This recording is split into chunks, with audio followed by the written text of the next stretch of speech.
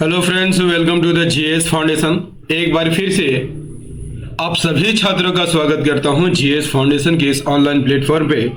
और दोस्तों, सबसे पहले तो मेरा आपसे ये रिक्वेस्ट है कि इस सेशन को आप अपने दोस्तों के साथ शेयर कर दीजिए।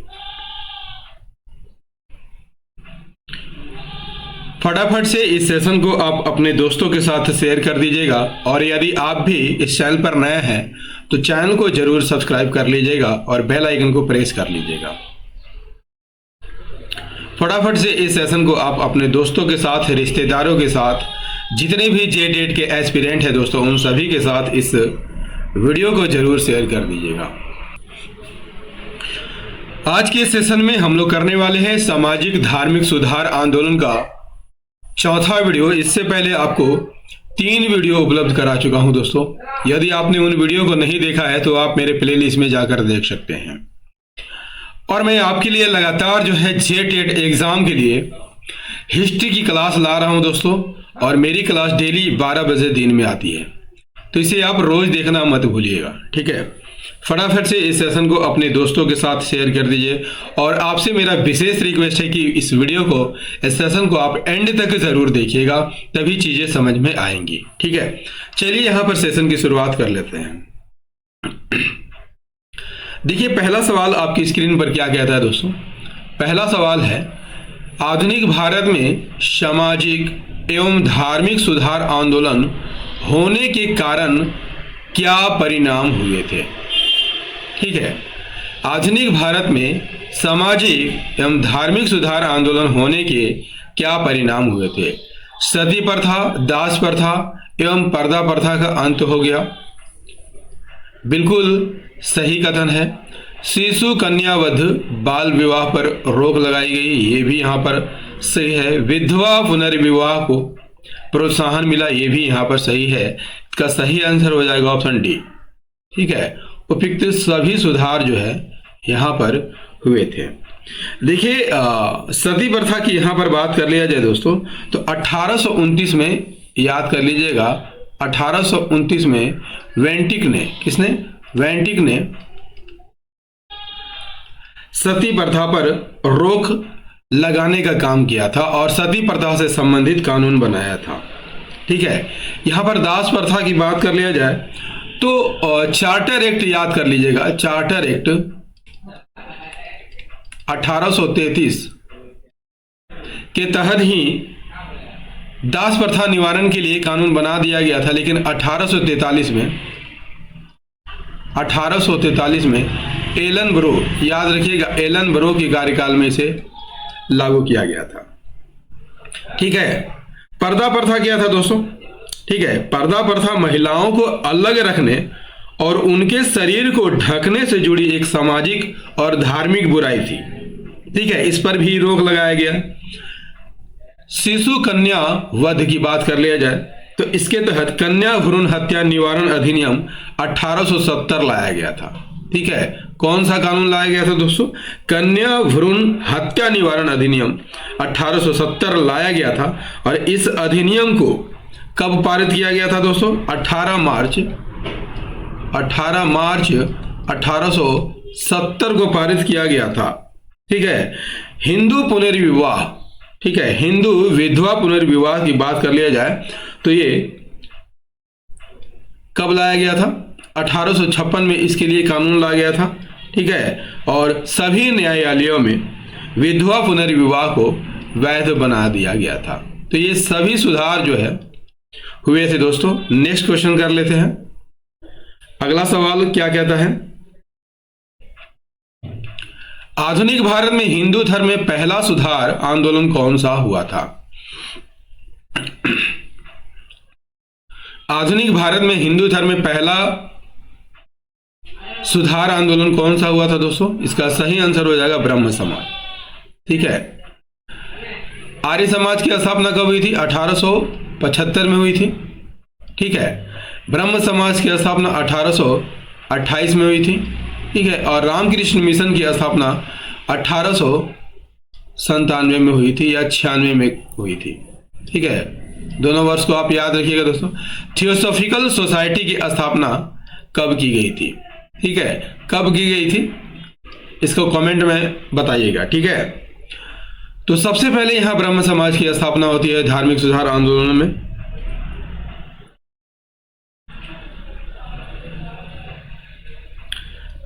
देखिए, आधुनिक भारत में हिंदू धर्म में पहला धार्मिक सुधार कौन था? तो बता चुका हूं, ब्रह्म समाज था। ऑप्शन सी सही आंसर हो जाएगा।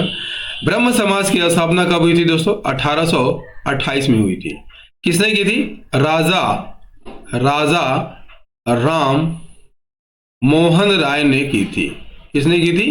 राजा राम मोहन राय ने की थी, ठीक है। इस आंदोलन ने तर्क संगतता पर ध्यान दिया, जोर दिया था, ठीक है। जाति और अंधविश्वास को खत्म करने का प्रयास इन्होंने किया था। नेक्स्ट है ब्रह्म समाज की स्थापना किसने की थी? तो अभी अभी बता चुका हूं दोस्तों कि ब्रह्म समाज की स्थापना 1828 में किसने की थी? राजा राम मोहन राय ने की थी। Option A is the correct answer. Brahmo समाज की स्थापना राजा राम मोहन राय ने 1828 में की थी, ठीक है। एक सामाजिक धार्मिक आंदोलन था दोस्तों। उद्देश्य क्या था? हिंदू धर्म में एकेश्वरवाद को बढ़ावा देना। एकेश्वरवाद मतलब क्या होता है? एक ही भगवान का पूजा करना जो है एकेश्वरवाद कहलाता है, ठीक है। इन्होंने तर्कवाद को बढ़ाया, जाति व्यवस्था को खत्म करने की वकालत की, सती प्रथा,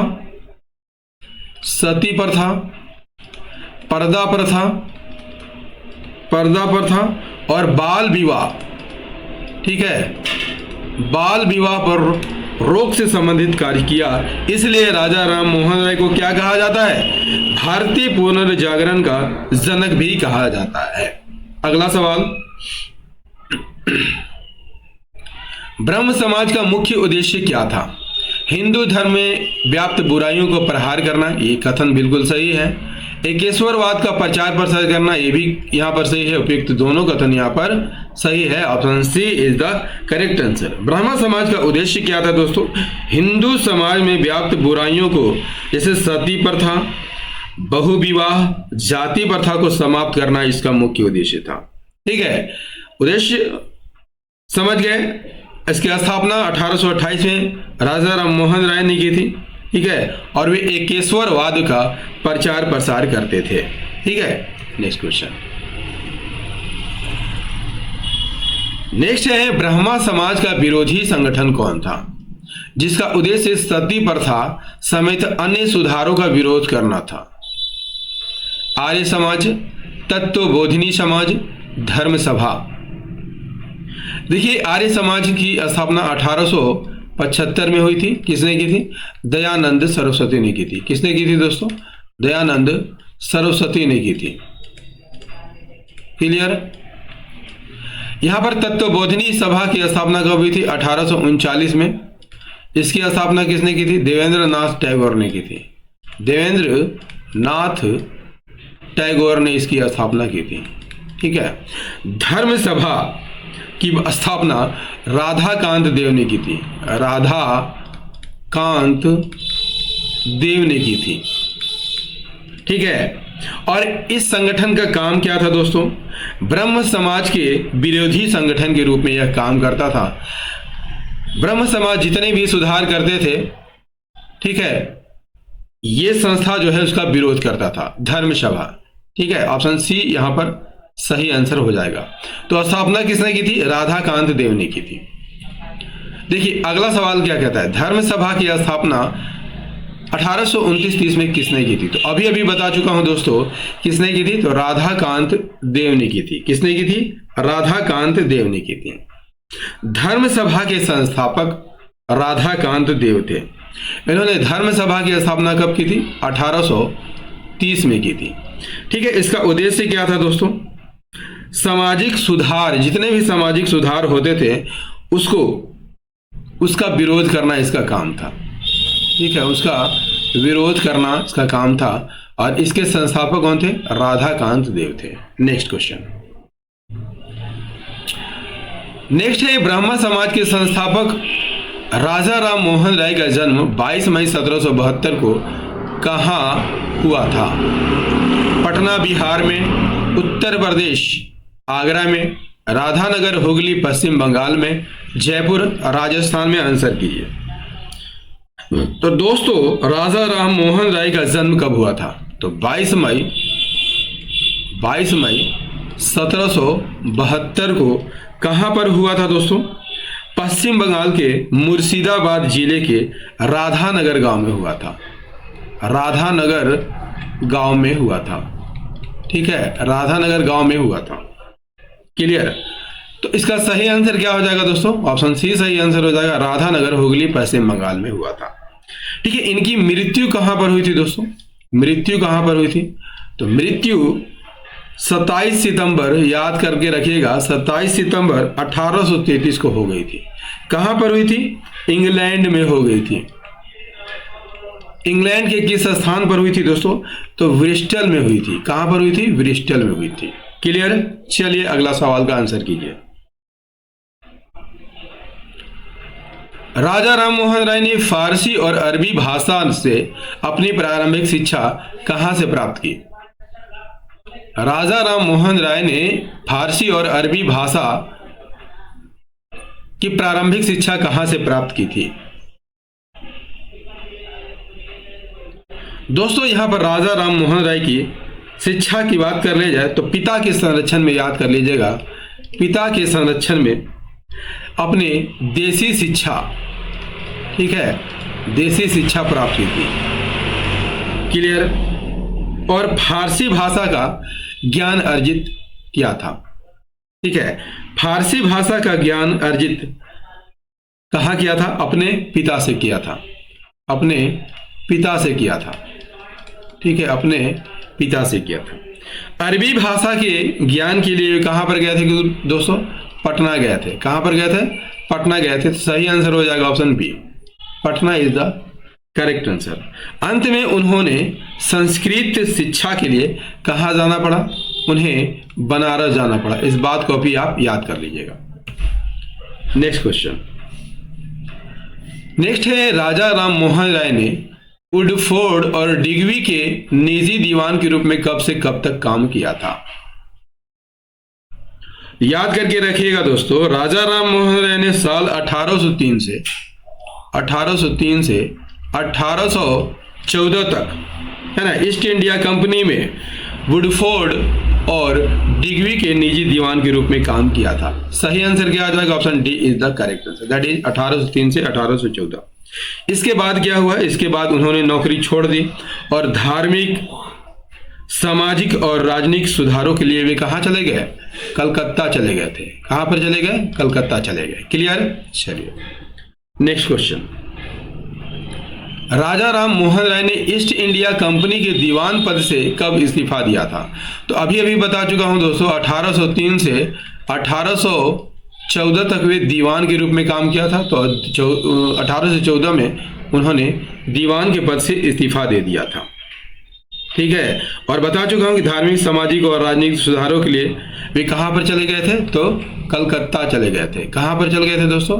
कलकत्ता चले गए थे। ठीक है, चलिए अगला सवाल का आंसर कीजिए। और सेशन कैसा लग रहा है दोस्तों, कमेंट करके जरूर बताइएगा।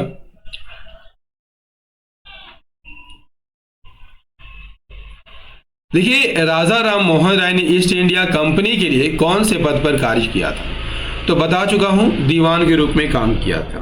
कब से कब तक? 1803 से 1814 तक, और 1814 में वे इस्तीफा देकर कलकत्ता चले गए थे। अगला सवाल क्या कहता है?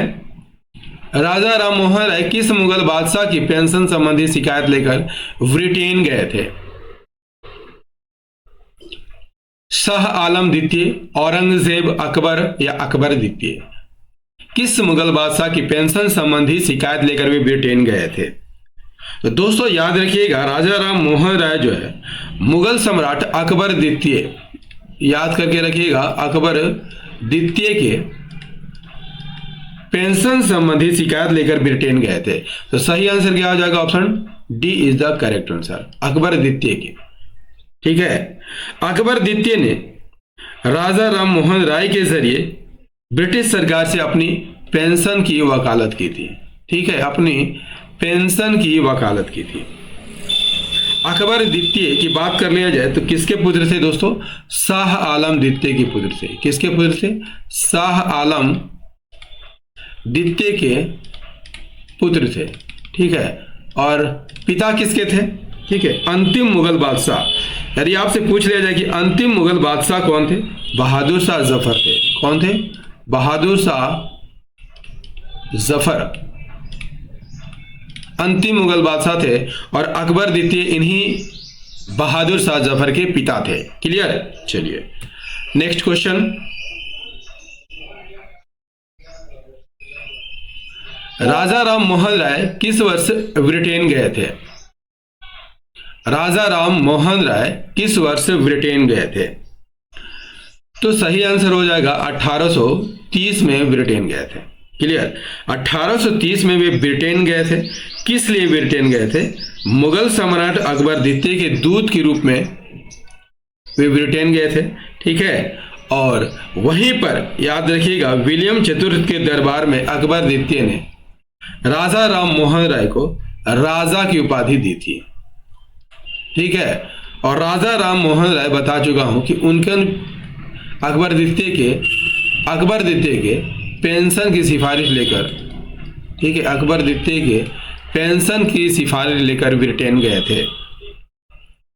नेक्स्ट क्वेश्चन कर लीजिए। राजा राम मोहन राय जी को राजा का उपाधि किसने दी थी? तो अभी अभी बता चुका हूं दोस्तों, अकबर द्वितीय ने उन्हें राजा की उपाधि दी थी। ठीक है, यहां पर राजा राम मोहन राय की बात कर रहे हैं दोस्तों, तो यदि आपसे पूछ लिया जाए कि आत्मीय सभा की स्थापना किसने की थी? आत्मीय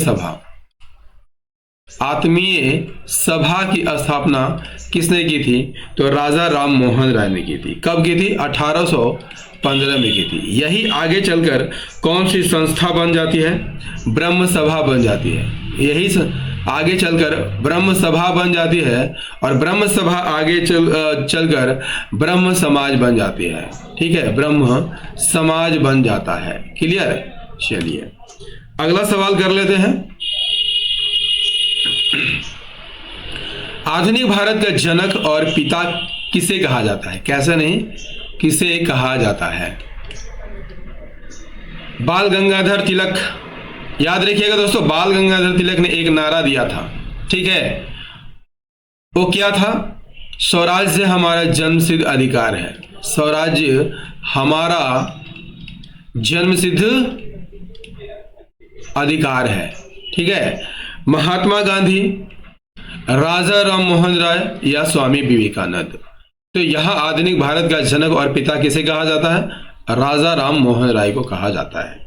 क्लियर? राजा राम मोहन राय को आधुनिक भारत का पिता कहा जाता है या जनक कहा जाता है।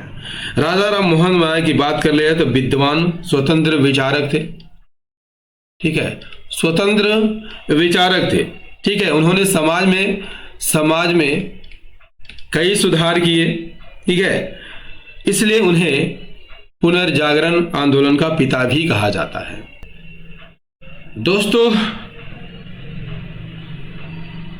ये सेशन आपको कैसा लगा कमेंट करके जरूर बताइएगा। यदि सेशन पसंद आया हो तो एक लाइक कर दीजिएगा, अपने दोस्तों के साथ इसे शेयर कीजिएगा, और यदि आप भी इस चैनल पर नए हैं तो चैनल को जरूर सब्सक्राइब कर लीजिएगा और बेल आइकन को जरूर प्रेस कर लीजिएगा दोस्तों। तो मिलते हैं अगले सेशन में, तब तक के लिए जय हिंद, धन्यवाद।